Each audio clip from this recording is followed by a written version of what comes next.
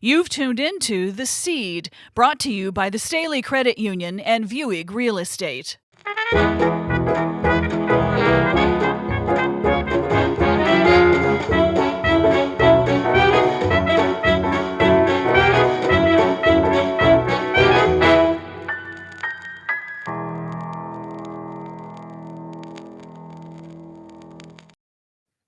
Hello, everyone. Welcome back to The Seed. This is the podcast where we talk about all of the stories that that is coming together to help create our documentary Fields of Gold, which is about the life of A.E. Staley. And we have all kinds of stories to tell about how we've put together this documentary. We're still in post-production, and we have been 3 years, I'd say, trying to put this together, and we have a little bit more to go, and we'll be ready to release it. I'm Julie Staley. I am the CEO for Spencer Films and the president for the Staley Museum. My co-host, Laura Yar, is not here today. She has today off, so we are going to be talking with Lana Wildman today. She's one of our archivists and researchers, and she has really dug up a lot of treasures for our documentary, and we want to talk to her about some of the real gold mine that she's found of stories. We have not been able to tell all of the stories in the documentary that we want to, and Lana has come up with some really, really amazing stories. Hi, Lana. How are you? Hi, I'm fine. How are you, Julie? Doing good today. Not bad. The sun is out and looks like spring might be on its way. So that makes me feel a lot better. It may be. And I understand a happy birthday is in order for Mr. Staley. Absolutely. Over the weekend, his 155th birthday took place, and it's something really to celebrate because there's been quite a legacy left behind in Decatur, and in agribusiness, and a lot of history there. The museum was celebrating the birthday over the weekend, and we are very excited to be able to celebrate another year of what he has brought to Decatur. And Lana, you've really been tied up with a lot of this history, and you've dug in probably more than anyone, because you've been able to go in a lot of directions on your own, and you even have your own little team of people that help you out from time to time. That's true. And it was really hard, I think, for us to kind of decide on some of these stories, what to include and what not to include. We could probably make a whole other documentary just about the things we didn't include. We've left out. We've also had a lot of help with our partners, the Herald and Review, First Mid Insurance Group, McGuire, Uhas, Huffman, and Buckley CPA firm, and of course our sponsors for this podcast, Vieweg Real Estate and the Staley Credit Union. We could not do this without them, and they all have some piece of history in Decatur as well. And we've really been able to pull together a lot of information from their businesses and the history of their businesses as well. So we want to again thank Staley Credit Union and Vieweg Real Estate for sponsorships, and also to our partners for this. So Lana, one of the interesting things that when you go to the museum, to the Staley Museum in Decatur, you'll see a whole wall there about the family, about A.E. Staley's family, where he grew up in North Carolina. You also will see about Emma. It talks about Emma and her beginnings, but we have been able to uncover quite a bit about Emma's upbringing and her own family. It seems like it's a whole story on its own, and you were able to even go to her hometown. Tell us about this excursion. It was a fun trip, and the main reason I had to go to Bryan, Ohio, is because the Bryan newspapers are not indexed, so they're not available in newspapers.com, which I have used a lot, believe me. And of course, the Decatur Herald and Review has been very helpful in what I've been doing. So since the Bryan newspapers weren't indexed at all, I thought a trip was in order. I contacted Jane Huffman, who is at the Williams County Public Library in Bryan, Ohio, and she was very, very helpful. And she said, come on over. So I did. And gratefully, Bryan, Ohio, if you think about the state of Ohio, is in the extreme northwest. So I pretty much only had to cross Indiana to get there, which was kind of nice. And it's right now it's a town of about 8,700 people. It's the county seat in Williams County. And Bryan, Ohio is where Emma Tressler Staley, was born. And so I learned a bit about her father, who in his own way was as well known as Staley was in Decatur. So his name was Andrew Jackson Tressler, and he was born in 1818 in not in Bryan, but in Ohio. The History of Williams County, which is a book that quoted this about Mr. Tressler. It said he began life poor, but is now one of the wealthiest and most prominent men in the county, and in every sense, the architect of his own fortune. So that reminded me, of course, of A.E. Staley. Yeah, it seemed like he had a lot of the same ambition that A.E. Staley had, which probably was obviously something that Emma would have experienced. She herself was an accomplished artist, pianist, poet, Right. and she would have, translated that into her marriage.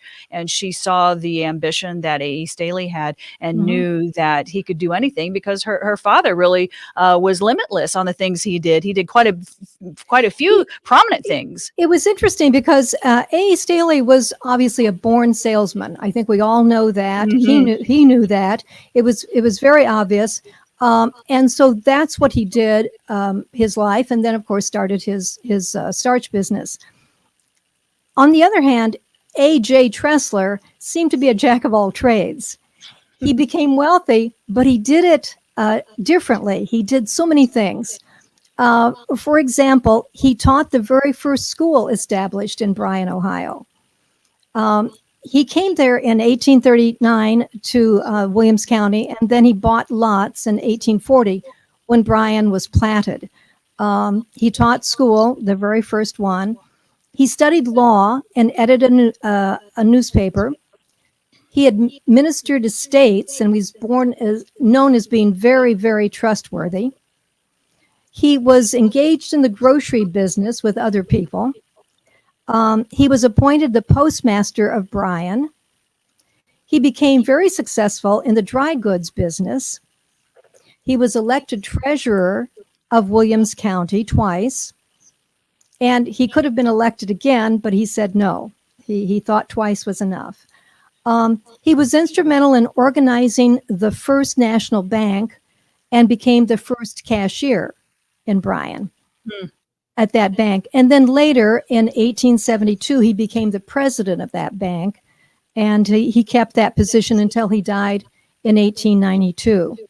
And that's what we had the picture up of the bank in Bryan, Ohio. We're not sure what the activity or the festivity is that's going on with all the people in the street, but it looked like a fun town to live in. Absolutely, yes. He had extensive real estate interests, and he was married twice, actually. And his first marriage in 1842, it said, was the first marriage solemnized in Bryan, Ohio. So that was, I thought that was interesting. He had 5 children from the first marriage with Oliva Kent. Then his second marriage was to Emmeline Richardson. Emmeline, of course, is the mother of Emma, of Emma Tressler Staley. There are no photographs of A.J. Tressler, which we talked about, and we thought that was very unusual because he did so many things. But thanks to the commemorative biographical record of Northwestern Ohio, there is a description of him, and this is how it goes. He was 5'11", he was physically strong and athletic, and he was well proportioned. His face, usually clean-shaven, was lighted by a pair of expressive dark eyes. His disposition was most genial, and his prominent characteristic was his passionate love for music.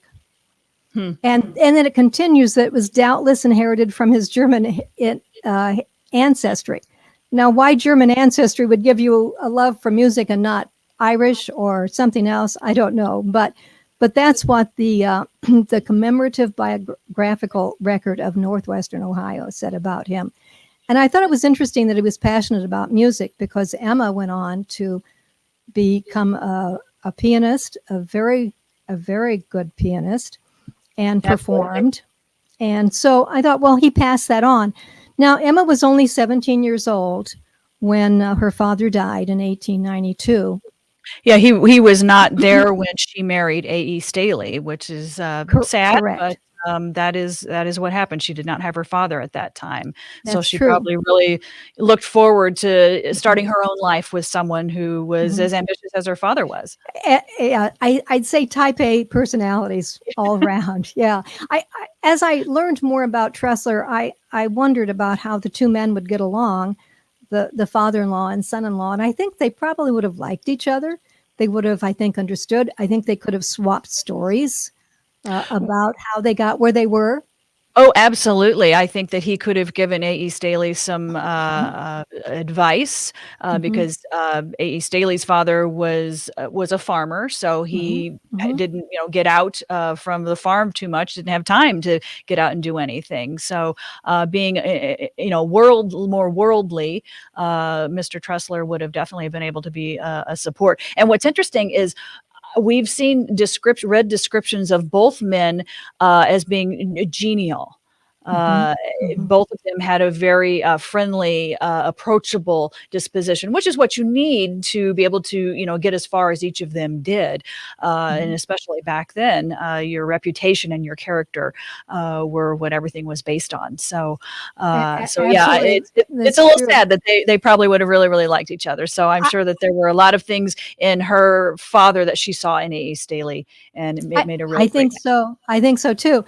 And because, of course, they were married in 1898, and because he was gone by that time, Emma's half-brother escorted her during the wedding, and his name was Andrew Rollin Tressler, A.R. Tressler, which I assume is where she got the name for one of her children.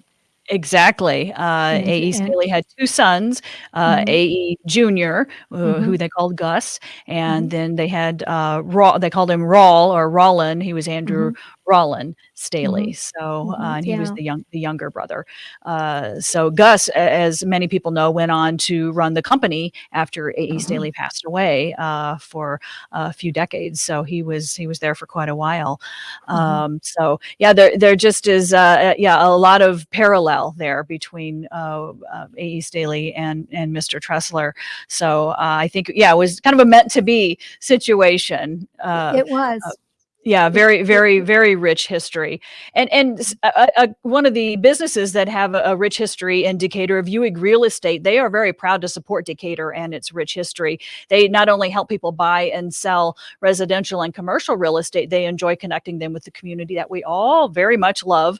Decatur and Central Illinois have much to offer anyone who chooses to reside here. And Vieweg Real Estate is ready to help you find and buy that dream home or business. You can find out more on their website, viewegrealestate.com, and you'll see it up there on the screen. If you are listening, it is VIEWEG realestate.com. Vieweg Real Estate, working hard so you don't have to. Those words sound very good. Another company that's really sharing the rich history that we have in Decatur and Central Illinois. One of the interesting things about A.E. Staley's story is, of course, he grew up on a farm in North Carolina. He was barefoot much of the time, didn't get out much, but knew that being outside of the farm is where he was going to make his impact. He himself lost his father at a young age. That was another thing that he shared with Emma. They both had lost their fathers in their teenage years. And so when A.E. Staley's father passed away, the farm, the responsibility of the farm landed on his shoulders. A.E. Staley Staley himself had a young brother, Arthur, and he knew that Arthur was much more inclined to be working on the farm. So he wanted to try his hand at selling, and eventually he convinced his parents, before his father passed away, to start getting out and about, and he did quite incredible job for someone his age. I think he was probably about 16 when he started his first sales job. But what's interesting about this story is he started out on this farm in North Carolina as a young boy, and he really, by the end of his career, had traveled almost the entire country practically, selling and getting out. And I know, Lana, you have been able to track that through many different avenues. Tell us about what you've been able to uncover. I have been able to track a great deal of it, and I would disagree. I think he started at 14 years old, not 16. 14 on sales. Well, because his family actually saw that he was a born salesman, and I think that was when they said that he could take vegetables to the right. He went out on his own, and then he went out on his own and sold the vegetables and tobacco and things from their farm.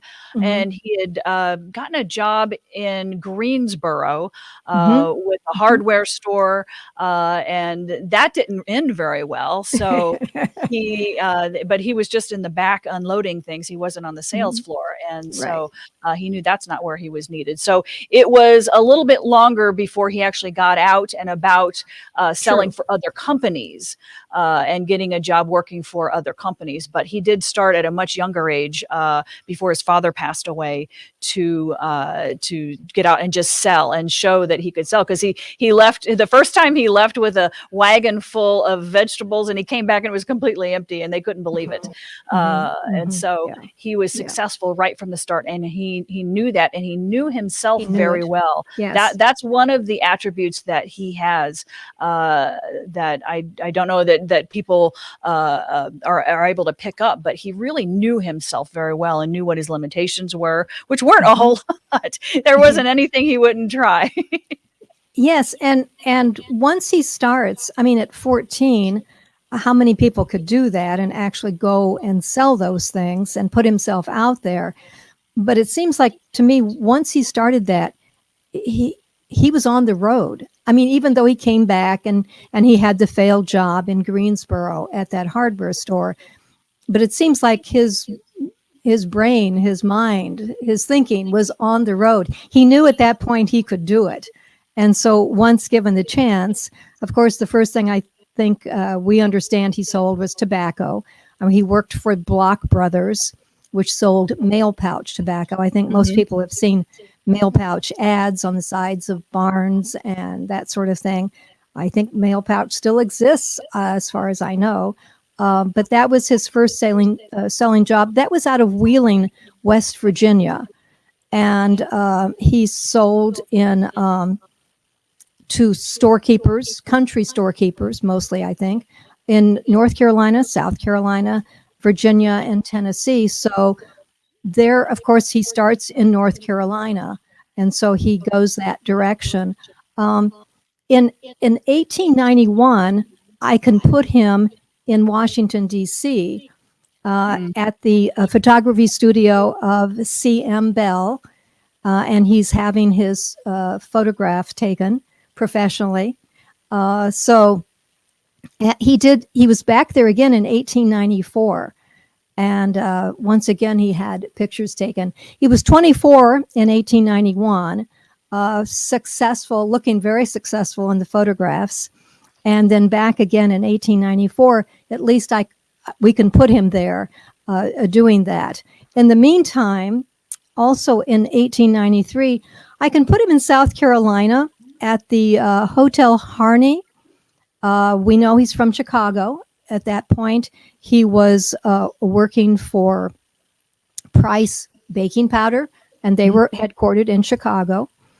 Also in South Dakota, in the Spearfish Hotel, and he was from Chicago. And the reason we know this is because the newspapers of the day, this would be 1893, I think every time they had a space, they would put in out of towners have come to town and they're staying at this hotel. Right. Everybody's comings and goings were in the newspaper. We talked today with social media about people know too much about you and things like that. But back then they would put in the newspaper who checked into the hotel and who went on vacation and who went in the hospital and things like that. Right. So I guess we've always been a nosy society. Right. According to my research, he worked for the Price Baking and Flavoring Company for people who are into movies. Vincent Price is descended from Dr. Vincent Price, who created Price's baking powder, and that's one of the things that A.E. Staley sold. He was the divisional sales manager for the East and Midwest at that time, according to one thing I read.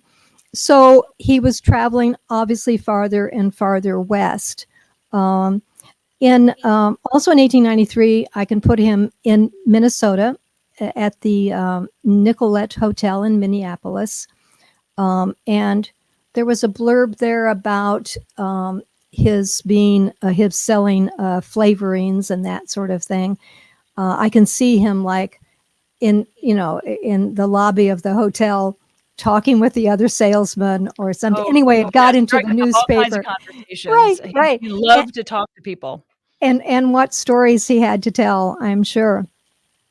After Price's baking powder, then he worked for Royal Baking Powder Company. And I won't go into the whole story, but I should say how revolutionary baking powder was at this time. Whether this was part of A.E.'s strategy to be on the ground floor when baking powder came into being or was being sold a lot or not. But it was interesting because it revolutionized the way people made cakes and pastries and that sort of thing. Before that, they had to use things that didn't taste very well, all in trying to make the cake rise and that sort of thing. So baking powder is what he was selling. The Royal Baking Powder Company was headquartered in New York City, had agencies in Baltimore, Boston, Chicago, Cincinnati, New Orleans, Philadelphia, and St. Louis. We can imagine that he was in all of those places. And why wouldn't he be? It's just amazing to think, and you're traveling on train to those places. It's just amazing to think how much time he spent on train cars. But I'm sure he spent the time talking to people and listening to their stories. And even though he enjoyed having conversation, it wasn't really about him talking to people. He wanted to hear he wanted to hear advice. And that's another attribute that he had, that he really liked hearing from people about how they do things. And he learned from people because he did not get a formal education. He had to work on the farm and did not get to go to school year round. So he worked so hard. And again, he just had this wherewithal to be able to figure out that listening to others was a great way to learn. Now, you even have him tracked as far out west as Oregon and Washington? Well, I wasn't able to put him there. I know that he traveled on the Northwestern Pacific Railroad, according to his stories. But I could not find him in any newspapers out there. I did, however, I think come across a clue as to one reason why he was so determined to treat his employees well when he started his business. When he was working for Block Brothers, Mail Pouch Tobacco, part of his job was to train the newcomers. And according to the article I read, part of it was like how to turn on a gas stove and how to use an inside toilet, because these were young men, of course it would be, who, didn't know those things. He complained to his supervisor that the turnover was so great because he didn't treat them well. And so, A.E. Staley's idea was that, if you treated these people better, they would stay longer. And of course it affected him because he was training all of these newcomers. So I can imagine that this stuck with him all those years This was one of his first jobs. So it stuck with him to say, why not treat your employees like your family? Exactly. So And that's I something think that, he carried yeah. throughout his career, and it was a hallmark of his company. Mhm. Of course, many companies were much more encompassing of people and their lifestyle, but it was more of a family feeling, much different than it is today. But he always felt like the employees were his family, absolutely. And so Mhm. that was really an innate thing that he always, I think, had inside of him, and I do he too. saw that and. Mhm. Wanted to make that right. So Mhm. kind of skipping along though to another story, because Ilana has amazing stories. I mean, we can talk for hours and days about all the great stories, and we'll have you come back and we'll share some more stories when we have even more time. But one of the interesting little nuggets of information Lana came up with was about ice water at Ice the water. Staley Manufacturing Company, Yeah. because he wanted to take care of his employees. Tell us about that story. And who would really think about ice water? But this was from the Staley Journal, and I should mention how wonderful the Staley Journal has been.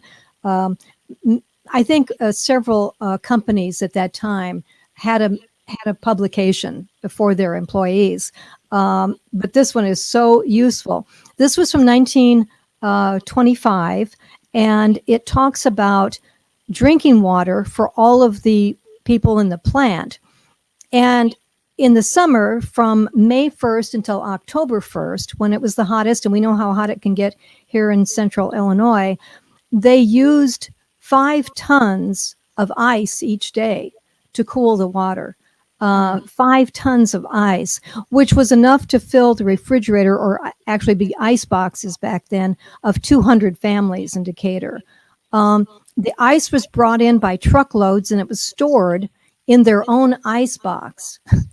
And their ice box held 20 tons of ice. So that ice box is there. And so every day, every fourth day, if you do the math, they ran out of ice because it took 5 tons a day, which is 2,000 pounds of ice. So every morning, two men, and for the Decatur listeners, I'll say their names, Ben Hopkins and Luther Scroggins. And they were supervised by John White, who's another interesting character I'd like to talk about another time. But so every morning, these two fellows, who are the icemen, they made their rounds distributing the ice to the various buildings. The kiln house probably used the most. It used about 500 pounds a day because it was the hottest in the kiln house, which makes sense. The other ice boxes in the various buildings held about 300 pounds of ice, and they moved by wheelbarrow these 300-pound slabs of ice. And I'm going to quote what the article said about how this thing worked. It said the drinking water runs through coils of pipes over this ice into bubbling fountains. In the offices, smaller coolers working on the same principle are used. So that's how they got ice water. And who would think about the need for that? But of course, you want to keep your employees as cool as possible. I'm hoping that these two fellows sneaked off at some time during the day to their own private glacier, the ice box that held 20 tons of ice, and cooled off themselves. Which they said was in the feed elevator building, by the way, if you know where that is, or was in 1925. In 1925. In 1925. So that's the story of ice. And as they moved along, they eventually built the administration building, which is there today, and they provided free drinks for the employees all day long. So they Right. made sure that everyone was taken care of Right. as much as they could be during their time there during the day. He wanted to make it feel like home a little bit. Mhm. he was always looking out for ways to help his employees. And He really was. one of the questions he asked was, what if you owned your own bank? And that's what the Staley Credit Union is asking. They're saying that if you join the credit union, you will own your own bank, because when you're a credit union member, profits come back to you, not investors. And how is that? Well, if you think lower interest rates on loans, higher dividends on savings, financial education, and unmatched member service, you can become a member today by visiting StaleyCU.com. That's StaleyCU.com.